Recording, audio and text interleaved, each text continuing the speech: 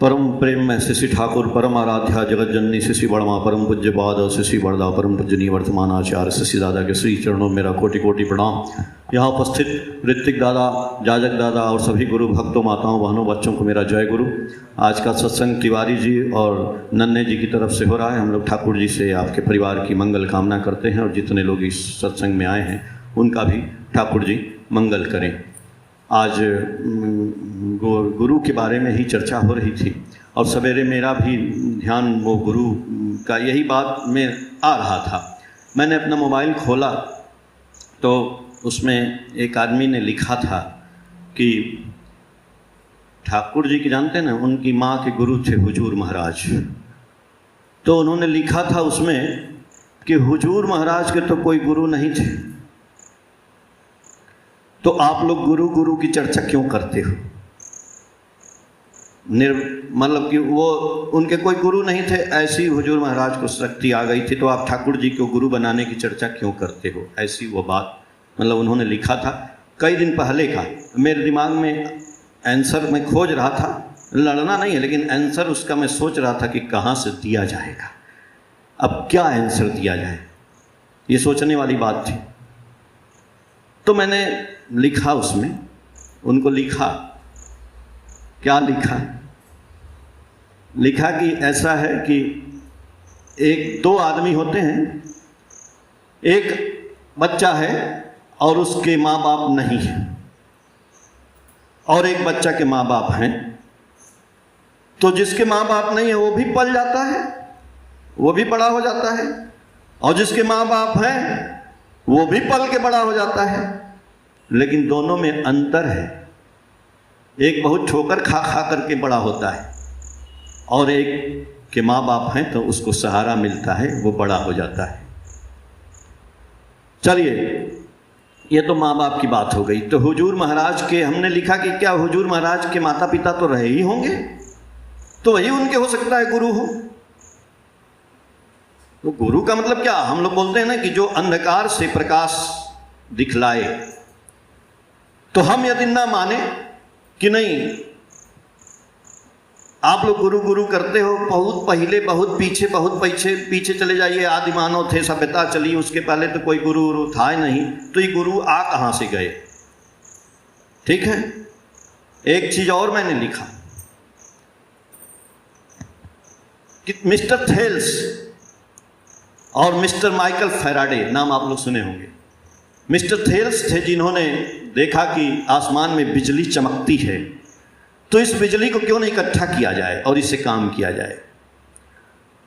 तो Michael Faraday ने क्या किया, बोला कि आप किसी लोहे के ऊपर यदि कापर चढ़ा करके आप उसको कापर वायर में आप किसी लोहे को ऐसे फेंकते हैं तो उसमें एक मैग्नेट के बीच में आप फेंकते हैं तो बिजली आती है, बिजली पैदा हो जाती है। तो उस बिजली को इकट्ठा किया गया।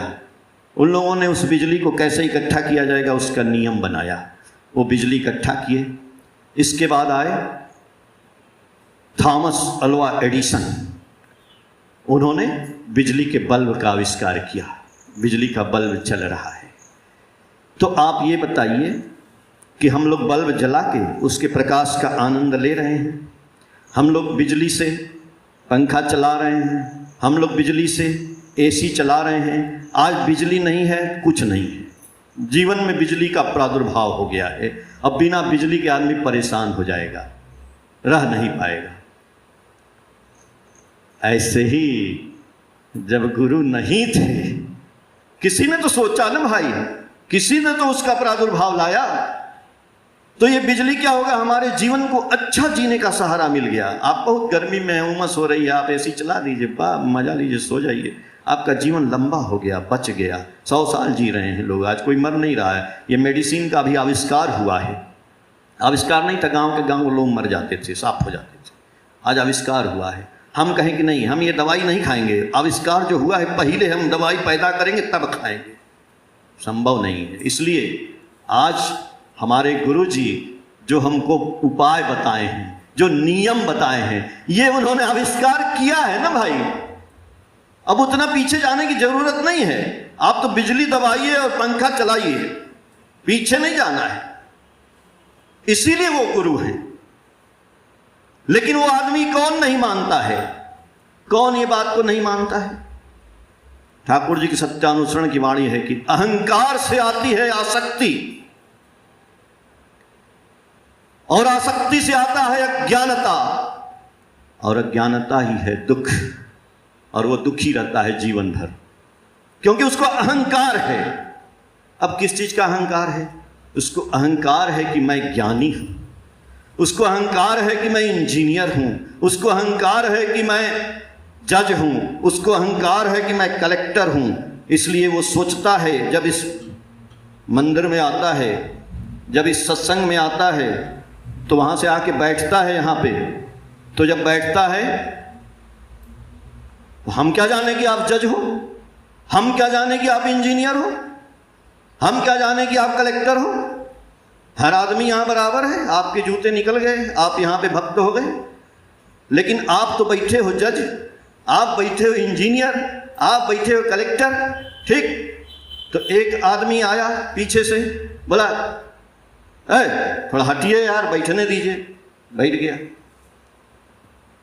तो अब वो क्या करेंगे? दूसरी बार से नहीं आएंगे मंदिर, फिर वो हमसे बोलेंगे। हम पूछे आप आए नहीं दूसरे बार? अरे क्या जाए, आपके आदमी इतने गंदे, हमको ऐसे उठा के हट हट बैठेंगे।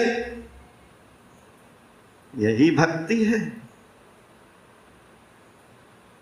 हैं?